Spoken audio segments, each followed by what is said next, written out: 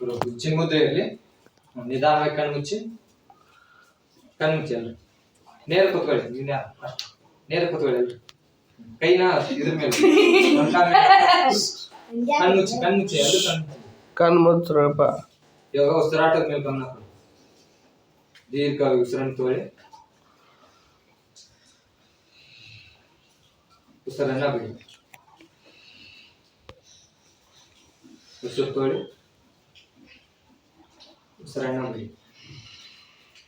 ಇವಾಗ ಹಂಗೆ ಇವಾಗ ಓಂಕಾರದಲ್ಲಿ ಏನಂತೆ ಓಂ ಅಂತ ಬರುತ್ತೆ. ಆಮೇಲೆ ಓಂ ಲಾಸ್ಟ್ ಅಲ್ಲಿ ನಾ ಹೇಳ್ತೀನಿ ನೋಡಿ.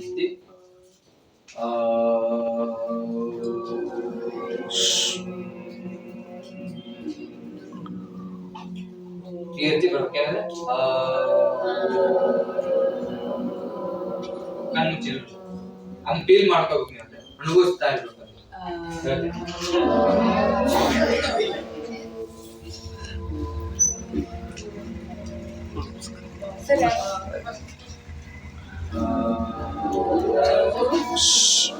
Close your eyes.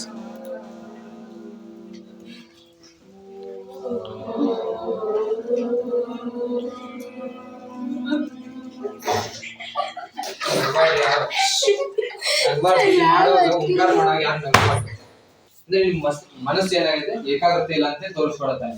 ನಕ್ರಂದ್ರೆ ಏನಾಗುತ್ತೆ ನಿಮ್ ಮನಸ್ಸು ಚಂಚಲವಾಗಿ ಓಡಾಡ್ತದೆ. ಅದೇ ಓದಕ್ಕಂತೂ ನಿಮ್ಗೆ ಆಗುತ್ತೆ, ಕಾನ್ಸಂಟ್ರೇಷನ್ ಇರಂಗಿಲ್ಲ ನಿಮ್ಗೆ.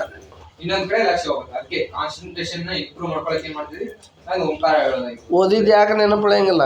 ನಿಮ್ಮ ಕಡೆ ಏಕಾಗ್ರತೆ ಇರಲಿಲ್ಲ ಅಂತಂದ್ರೆ ಓದಿದ್ ನೆನಪುಳಿಯಂಗಿಲ್ಲ. ಏಕಾಗ್ರತೆ ಅಂದ್ರೆ ಏನು? ಒಂದ ಕಡೆ ನಿಮ್ಮ ಚಿತ್ತ ಒಂದ ಕಡೆ ಇರ್ಬೇಕು, ಅಂದ್ರೆ ಅದು ಓದಿದ್ದು ನೆನಪುಳಿತತಿ. ಅದಕ್ಕೆ ನೀವು ಇದು ಪ್ರಾಕ್ಟೀಸ್ ಮಾಡ್ಬೇಕು. ಸ್ಟಾರ್ಟ್ ಮಾಡ್ರಿ, ಎಲ್ಲರೂ ಸ್ಟಾರ್ಟ್ ಮಾಡ್ರಿ. ಬಿಡುದಿಲ್ಲ. ಮತ್ತೆ ಇವತ್ತು ನೀವು ಪರ್ಫೆಕ್ಟ್ ಆಗ್ಬೇಕು ಇವತ್ತು.